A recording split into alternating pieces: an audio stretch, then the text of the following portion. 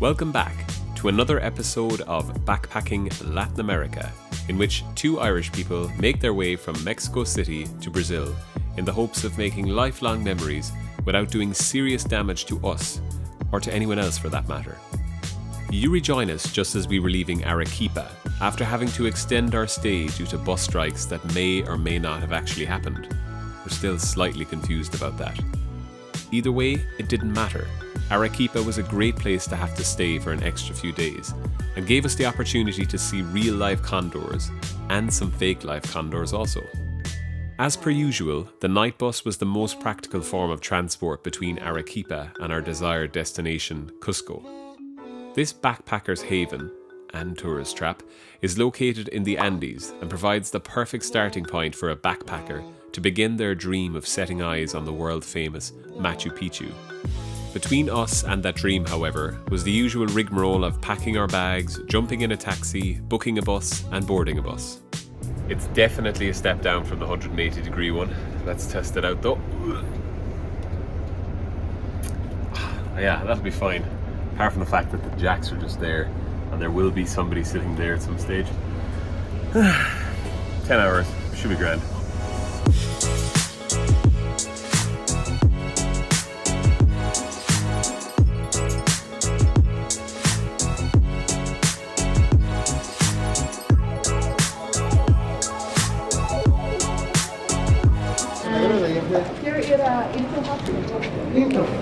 ¿Cuánto es? 20 son. 20? Is that a bit much? I don't know. Arcopata, 15? No? 15?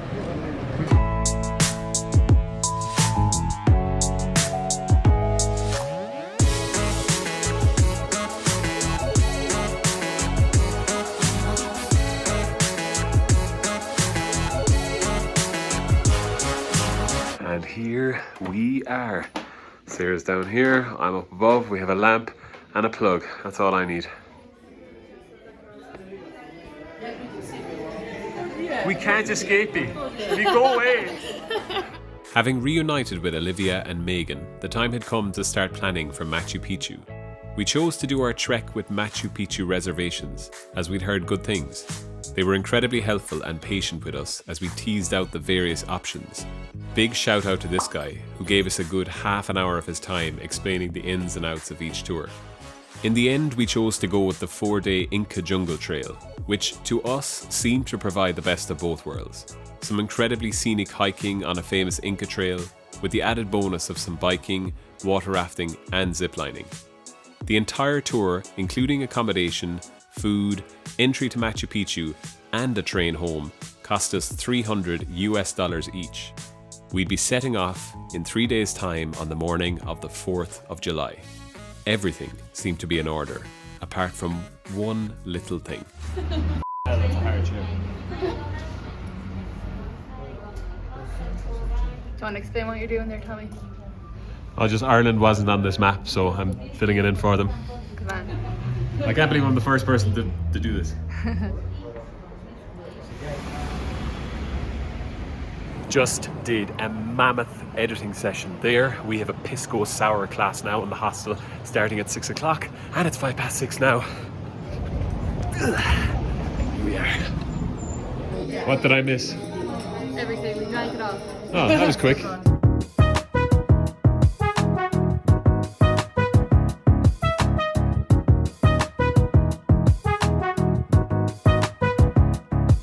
As you can see, it's not burning into mouth.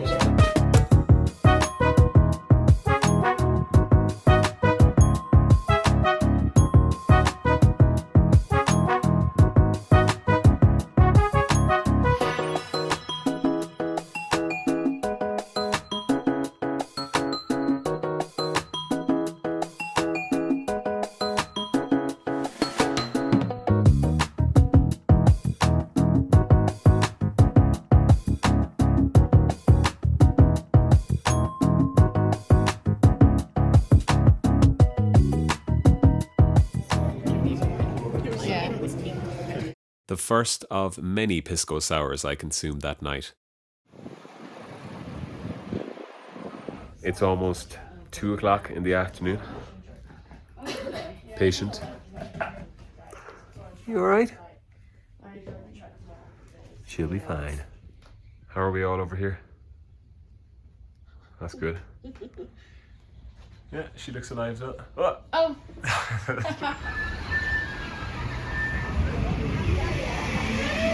Hiya, is it possible to make an order to go?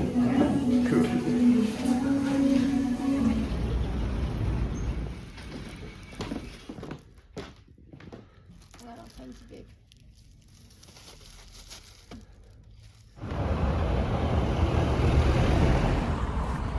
We are starting our Machu Picchu trek tomorrow, so we just rented some backpacks. We have made a discovery. What was in your bag? Bloody underwear. They're big enough for they? I'm No, I not dunno. touching them to I'll touch them. You're sick. Oh yeah, look at those. No, lad. We disposed of the knickers fairly lively after this and made our way back to Machu Picchu reservations for our pre-trek briefing, where a bit of a bombshell was dropped on us. In typical Peruvian style, a huge protest was being planned for the following day and road closures were looking likely. So as to not be potentially affected by this, the beginning of our tour was rescheduled to right now. With this, we rushed back to the hostel to pack and to await the arrival of our shuttle bus. Not long after the last zip had been zipped up on my bag, however, we were then told that the protest was not going ahead and that the original start time had been reinstated. So, the stage was set for 5 a.m. the next morning.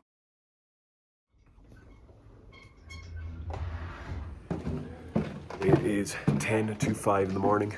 Machu Picchu begins now.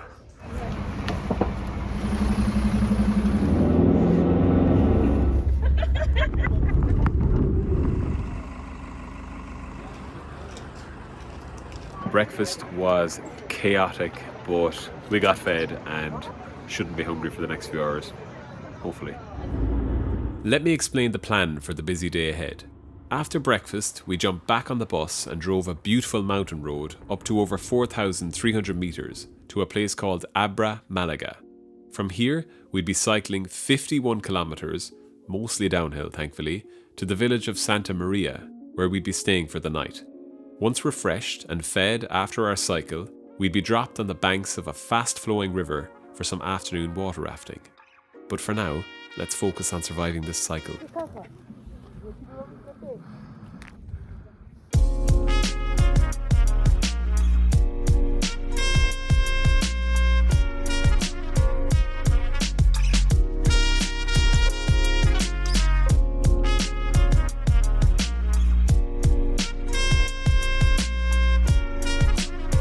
We've just made a little pit stop here at a viewpoint and you can see the road that we're going to be taking winding down the valley there. The cycle is absolutely amazing, but it is Baltic when you're on the bike. It's awkward, but I'll be able to cut that.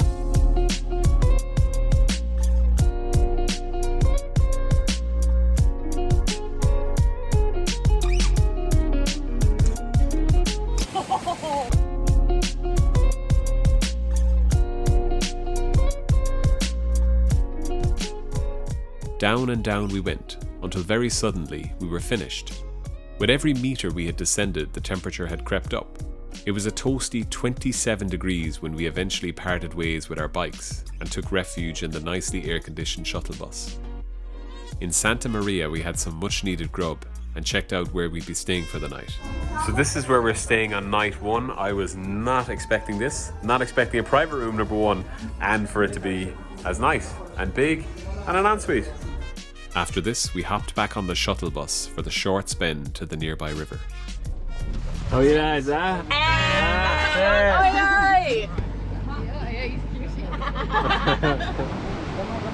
Sarah, why'd you wear that top?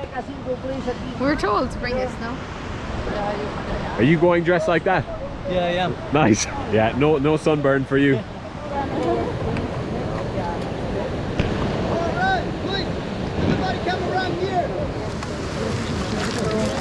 Everything that I'm going to explain you right now is going to be the most important part of this trip. I'm going to need all your attention here. This very patient man went on to explain the simple but important rules to be followed when rafting. The basic principle was simple. This guy would be shouting commands at us and we had to obey quickly. The commands were as follows. Forward, forward, forward, forward, forward, backward, backward, backward, backward, backward, stop, stop, stop, get down, get down, get down, get down. I was also foreseeing a certain part of my body being uncomfortable from all of the sudden get down commands. My balls.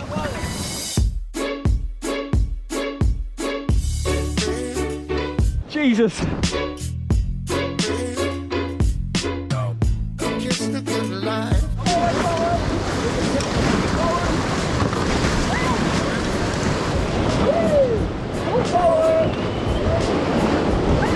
I was like, we're going straight for that rock.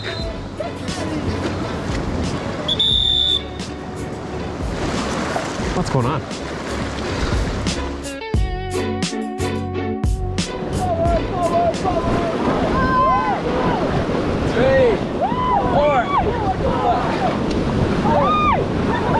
Oh my god, oh my god, oh my god. Jesus Christ!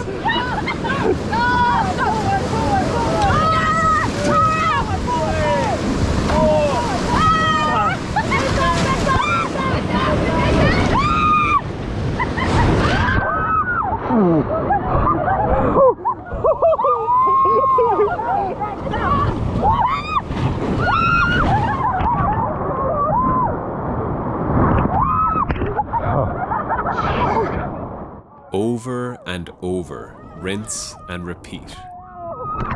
Oh my god!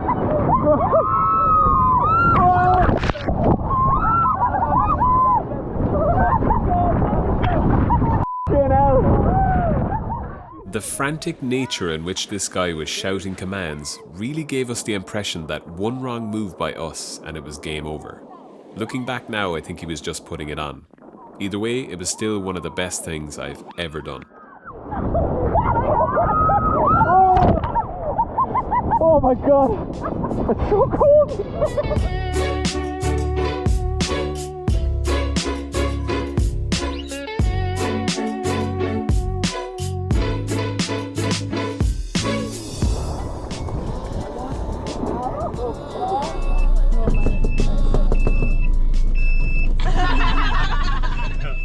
Back in the hostel, we all kicked back with a beer.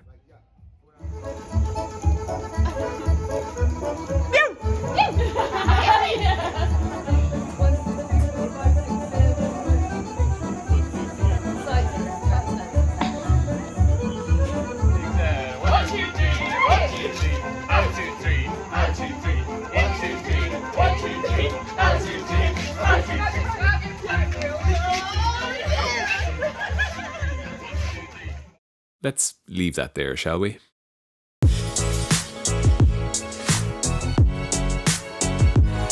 Sun's out, coat's off, mosquitoes are out, and we are climbing that.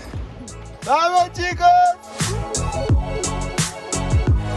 Not a good place to be tripping.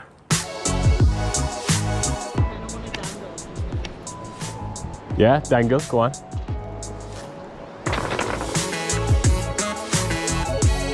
Absolute disaster. I'm coming down because I left my f***ing bum bag where I took a break.